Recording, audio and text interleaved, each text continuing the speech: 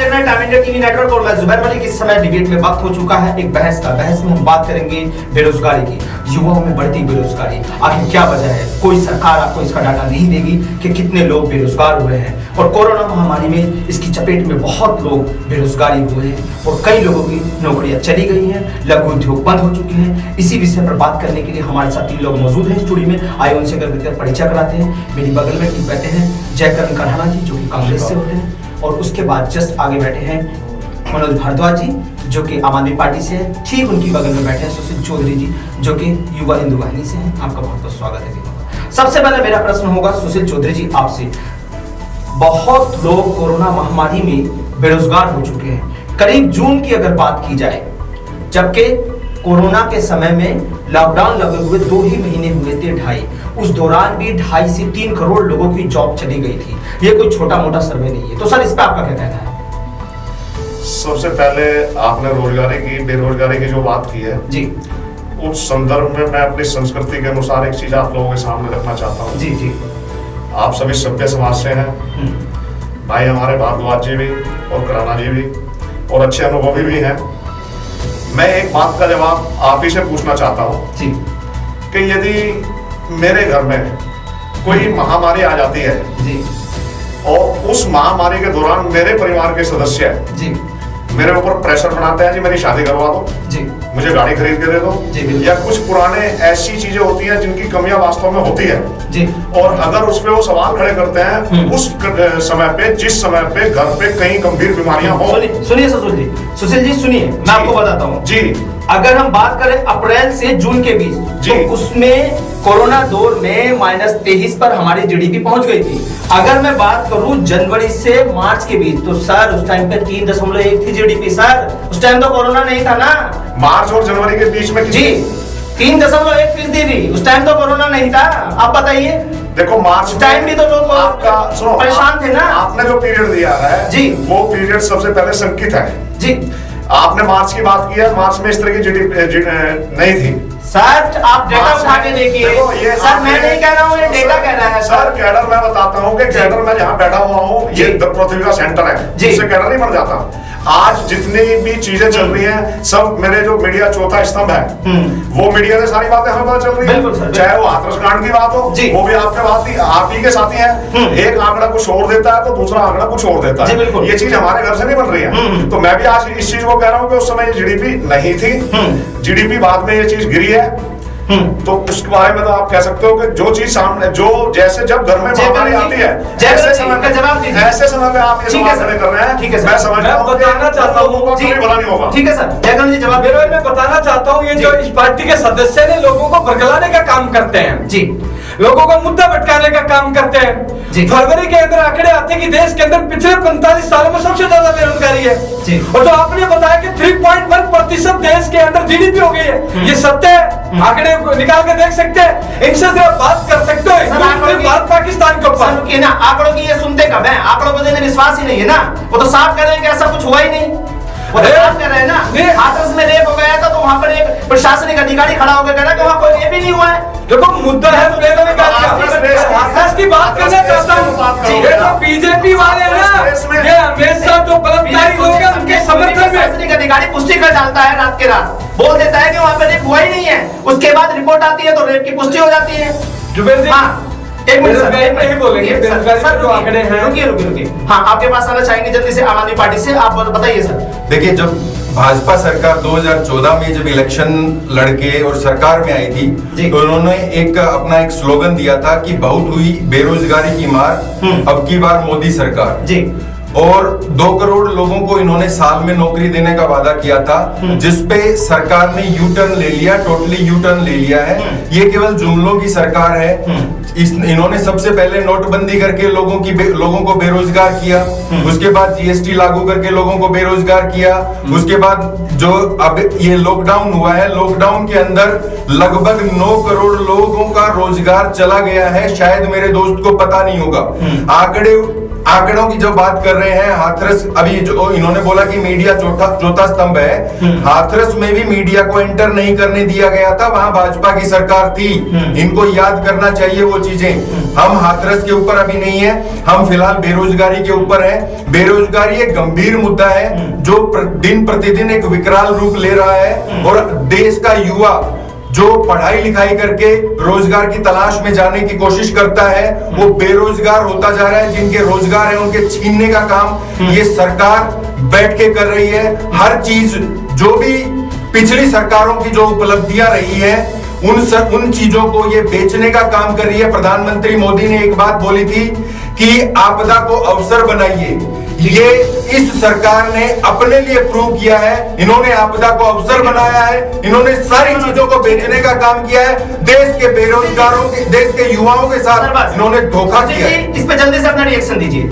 देखिए जी जल्दी से। मेरे भाई मनोज जी बेरोजगारी की अगर बात कर रहे हैं तो मैं आपको इतनी चीज बता दूं जी, वो मेरे छोटे भाई हैं जी। मैंने जब से जन्म लिया है मैं बेरोजगारी का ही मुद्दा देख रहा हूँ जी बिल्कुल। ये कोई 4 दिन में इस तरह की बेरोजगारी की और इस तरह की चीजें नहीं हुई है। जी जी। और जहाँ तक आप कहते हैं सही कहा आपने, पुरानी सरकारों में भी ये मुद्दा उठ रहा था।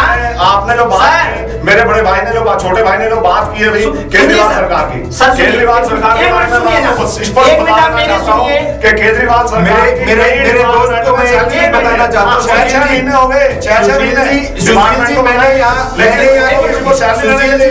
केजरीवाल सरकार की बात नहीं की है, ना ही मैंने कांग्रेस सरकार की बात की है। आपको याददाश्त के लिए मैं दोबारा बता देता हूँ, मैंने यहाँ पर भाजपा सरकार की बात की है।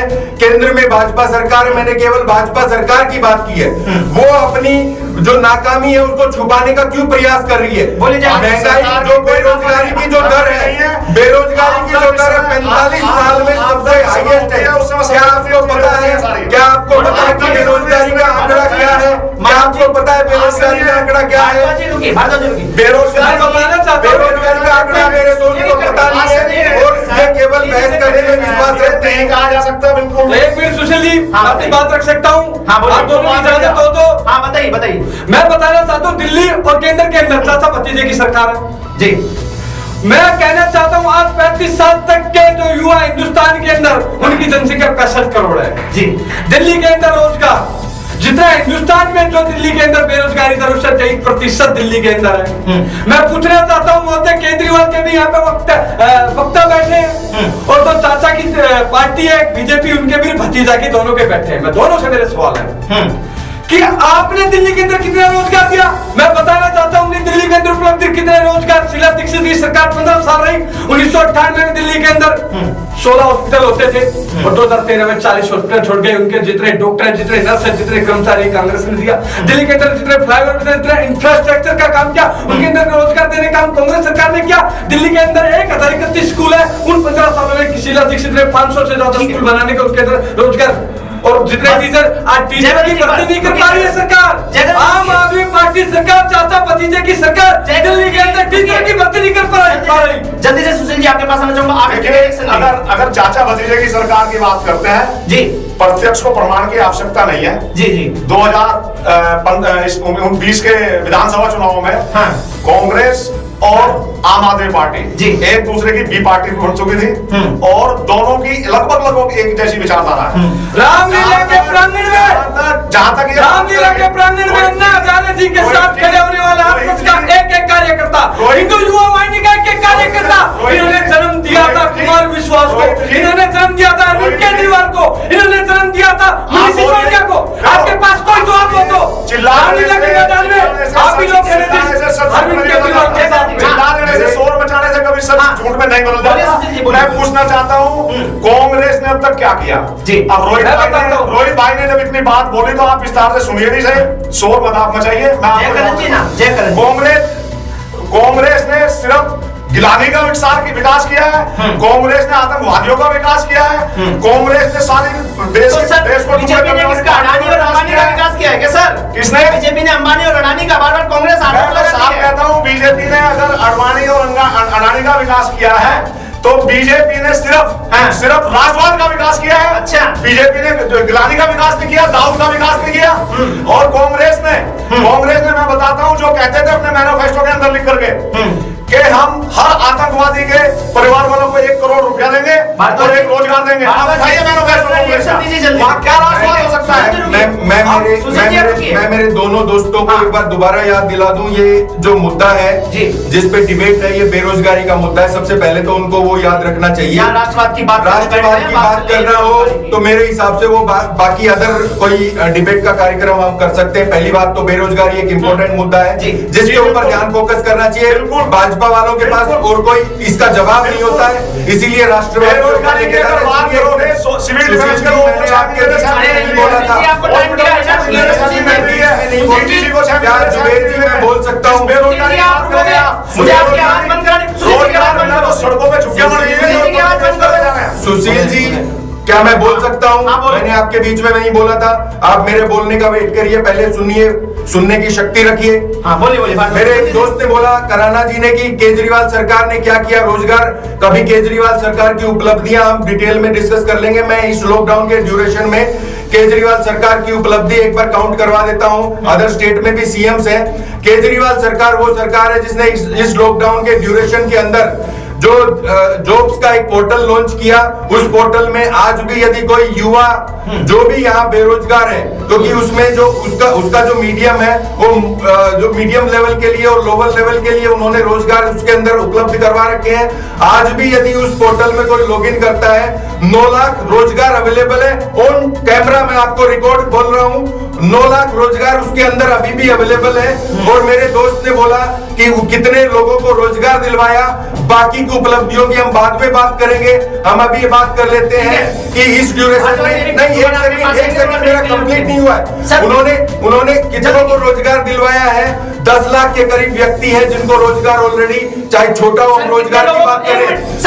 भारद्वाज जी, कितने लोगों को रोजगार मिला है? मैं आपको सुनवाना चाहूंगा अभी ऑन कैमरा। अभी आपको सुनाऊंगा, रुकिए आप बस। अभी आपके पास वोट टाइम ब्रेक के बाद अभी आपको सुनाऊंगा मैं कितने लोगों को रोजगार मिला है, कितने लोग रोजगार के लिए परेशान हैं। यहाँ पर ऑटो से चालक से लेकर के रिक्शा चालक तक, रेडी पटरी वाले तक, कितने लोग परेशान हैं वो सब आपको बताएंगे। अभी रोकते हैं ब्रेक के बाद, इनसे सुनवाएंगे आपको क्या क्या है।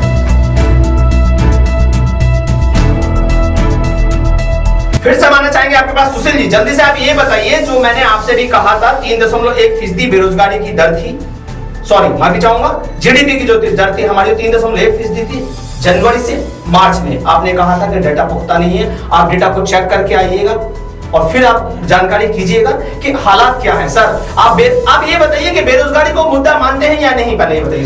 बिल्कुल, बेरोजगारी का मुद्दा तो मैं जब से पैदा हुआ हूँ तब से मानता हुआ आ रहा हूँ। ये पहला मौका नहीं है कि बेरोजगारी की बात हुई है। 3 मुद्दे, बेरोजगारी, भ्रष्टाचारी और महंगाई, ये 3 मुद्दे आज से नहीं है। सर मैं आपकी जानकारी के लिए एक बात बताना चाहूंगा, अभी भी जो बीजेपी में जितने भी सांसद बैठे हैं, सबसे ज्यादा करप्शन के क्राइम के जो चार्जेस लगे उन्हीं के ऊपर लगे हैं। दूसरे नंबर पे कांग्रेस आती है, तीसरे पे वाईएसआर कांग्रेस आती है, जो कि आंध्र प्रदेश में इस टाइम सरकार चला रहा है। ठीक है ना सर, ऐसा नहीं है आप भ्रष्टाचारी को मुक्त नहीं हो सकते हो, या आपके कह देने से आप भ्रष्टाचार मुक्त नहीं हो जाओगे, या आपके कह देने से बेरोजगार खत्म नहीं हो जाएगा। बेरोजगारी का लगातार मुद्दा बना हुआ है। जल्दी से आप अपनी राय दीजिए भारद्वाज जी। जब तक देखिए, ये सरकार जो है भाजपा सरकार, ये यू टर्न सरकार है। जो भी मुद्दे आज तक इन्होंने लिए हैं वो ढकोसले हैं। इन्होंने केवल लोगों को, युवाओं को, जनता को लुभाने के लिए इन्होंने केवल वर्बल प्रचार किया है और कुछ जमीनी हकीकत से इनका दूर दूर का वास्ता नहीं है। जब कोई इनसे महंगाई पे बात करे ये पाकिस्तान की बात करते हैं, बेरोजगारी पे बात करे ये चाइना की बात करते हैं, जीडीपी पे बात करे ये कांग्रेस की बात करते हैं, दूसरी पार्टियों की बात करते हैं। आप अपनी नाकामी उस चीज के पीछे क्यों छिपाने की कोशिश कर रहे हैं? आप क्यों नहीं मानते कि आपसे ये सरकार नहीं संभल रही है? आप क्यों नहीं मानते कि आप बेरोजगार जो युवा हैं देश के उनको रोजगार नहीं दे पा रहे हैं? रोजगार नहीं दे पा रहे हैं तो गद्दी छोड़ो ना, गद्दी छोड़ो और आगे दूसरे आपसे बताता हूँ। रुकिए सुशील जी, रुकिए। झूठ मैं आपसे बताता हूँ। केजरीवाल जी ने वो बोलते हैं कि झूठों की जुमलों की सरकार है। सत्य को प्रताड़ित किया जा सकता है, प्रमाणित सत्य को पराजित नहीं किया जा सकता। केजरीवाल जी ने रावट वडोरे को जेल में डाल दूंगा जी। 15-20 लोगों की लिस्ट है उसने मुझसे जारी की है। केजरीवाल अपनी स्टेट जैसे केजरीवाल सीएम, जैसे केजरीवाल सीएम बना, एक बात है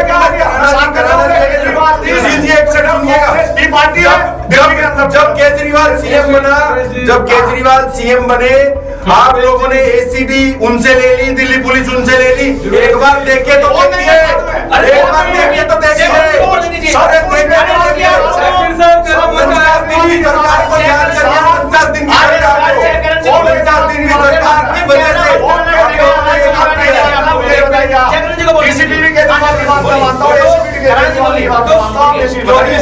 आपके बीच में हम नहीं बोले तो कृपया करके सब तरीके से सुना, हमें बोलने का मौका दीजिए ना। बोलिए जल्दी से, बोलिए आप। बोले हिंदुस्तान पाकिस्तान के अलावा कुछ और भी सुन ले तो वाक्य में तो मुद्दे धरातल के मुद्दे बात करो ना। बोले बैग करने से कुछ नहीं होता सर। धरातल के मुद्दे पे हम बात करते हैं, भाई साहब मेरे बैगा की बात करते हैं तो मैं धरातल के मुद्दे की बात करूंगा, पूरे धरातल के मुद्दे की बात करूंगा। कांग्रेस की सरकारों में एक मुख्यमंत्री किसी भी राज्य का चुप रहो ना,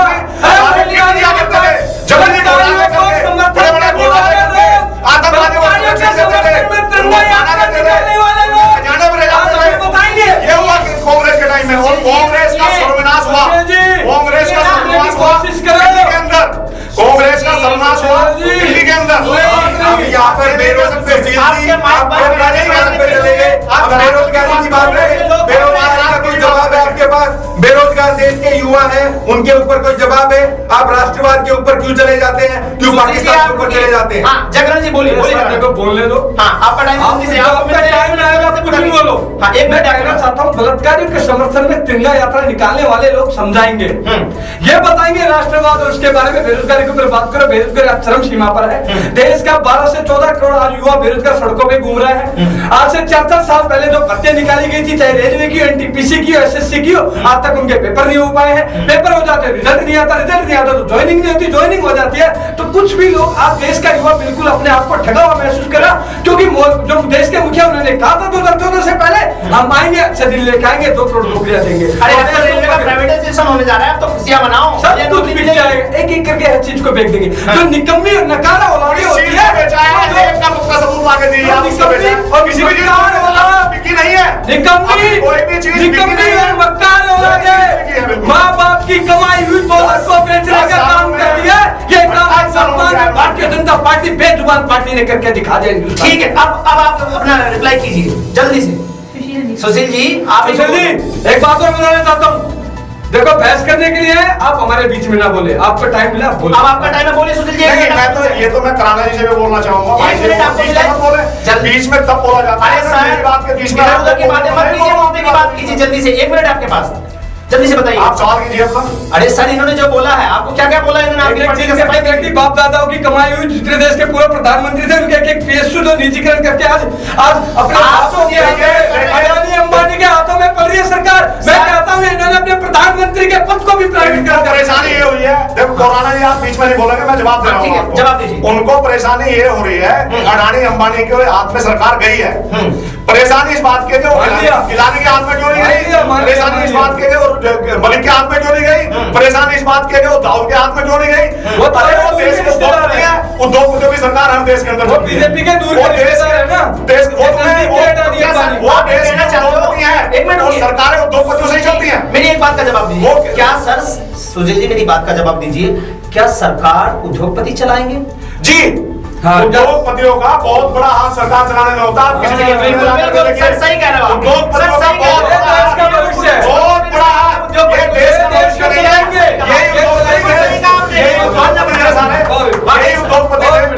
बहुत पहले से भी यही उद्योगपति थे, देश का भविष्य आतंकियों के हाथ में चलाना चाहते थे, वो आज उद्योगपति की बात कर रहे हैं, जो आतंकियों से सरकार चलाना चाहते थे, जो सुशील जी, अभी जुबेर जी आप लोगों ने देखा कि मेरे दोस्त ने, जो सुशील जी हैं, हिंदू युवा वाहिनी से, उन्होंने खुद मान लिया कि इस देश को, इस सरकार को केवल उद्योगपति चला रहे हैं। ये स्टेटमेंट है, मैं चाहूंगा ये आप स्टेटमेंट बार बार अपने कैमरे पे जरूर दिखाएं। दूसरी चीज, मेरे दोस्त को आंकड़े पता नहीं है, बहस करने से कुछ नहीं होता, कुछ हासिल नहीं होता। जब भी मेरी अनुरोध है, मेरे दोस्त थे, जब बहस के लिए बैठे तो आंकड़ों के साथ बैठे। मेरे दोस्त को ये नहीं पता कि प्राइवेटाइजेशन क्या क्या चीजें हो रही है। एयरपोर्ट, 7 एयरपोर्ट प्राइवेट हो चुके हैं, ज्यादा दूर जाने के दिन जरूरत नहीं है। आप T3 पे चले जाइए। T3 प्राइवेट हो चुका है। मेरे दोस्त की जानकारी के लिए बता दूं, BHEL को प्राइवेट करने की तैयारी है। मोदी जी की स्टेटमेंट है, 2014 में उन्होंने बोला था मेरी रेलवे से बहुत बढ़िया पुराना नाता है, रेलवे कर्मचारियों से पुराना नाता है, मैंने यहाँ चाय बेची है। आज उन्हीं की स्टेटमेंट 1 साल पहले की है, उन्होंने बोला है रेलवे का प्राइवेटाइजेशन। ये मोदी जी की स्टेटमेंट और किसी की नहीं है। मेरे दोस्त मोदी जी की स्टेटमेंट को मानते हैं या नहीं मानते, उन्हीं की पार्टी से है या किसी दूसरी पार्टी से, कोई मुस्लिम पार्टी से तो नहीं है या किसी अदर पार्टी से तो नहीं है। ये सुशील जी बोलिए। जब अपनी पार्टी का स्टेटमेंट नहीं मानते। सबसे पहले तो मैं अपने भाई मनोज जी को और खुराना जी को बता दूं कि मैं किसी पार्टी से नहीं हूं। बिल्कुल मैं एक संगठन से मोदी पापा लगते हैं। आप बीच में बोल रहे हो पुराना जी, मेरा ये मानना है सरकार का सबसे सरकार के फेवर में बात कर रहे हो, सरकार के फेवर में बात कर रहे हो, इसका मतलब आप भाजपा पार्टी से हो, आप भाजपा की टीम से हो। आप सुनना नहीं चाहते क्योंकि आपकी मानसिकता सुनने में नहीं है। नहीं बोले मुझे एक चीज बता दीजिए, हिंदू युवा वाहिनी के बारे में बता दो ना। ये देखो आप एक बहुत पुराने लीडर हैं, आप अपने आप को प्रस्तुत कर रहे हैं जैसे लीडर ही नहीं। मुझे तो कभी कभी ऐसा लगता है कि आप बहुत बड़े दादा प्रस्तुत कर रहे हैं। आपको सर आप अपनी बात रखिए ना सर, थोड़े हाथ चला रहे हो आगे। अरे सर आप अपने आप को प्रस्तुत कर रहे हैं सर, आप और सवाल कर रहे हैं हिंदू युवा वाहिनी क्या चीज है, वो भी आपको पता चल जाए। सर आप अपनी बात रखिए ना। मैं सारी चीजें आपको बताता। हिंदू वाहिनी योगी आदित्यनाथ जी का संगठन है। अच्छा, जिनके ऊपर 55 केस है, जिनके ऊपर मर्डर के, दंगे भड़काने के 55 से ज्यादा बड़े केस है। अरे यूपी की जलानी होती है, की सरकार यूपी जलाने की साजिश पूरी थी। प्रियंका गांधी, सुशील जी मैं आपकी जानकारी के लिए बता दूं, योगी आदित्यनाथ के ऊपर 52 केसेस चल रहे हैं। आपकी जानकारी के लिए बता दूं, शायद आप उसमें हिंदू युवा वाहिनी में आपको पता नहीं होगा।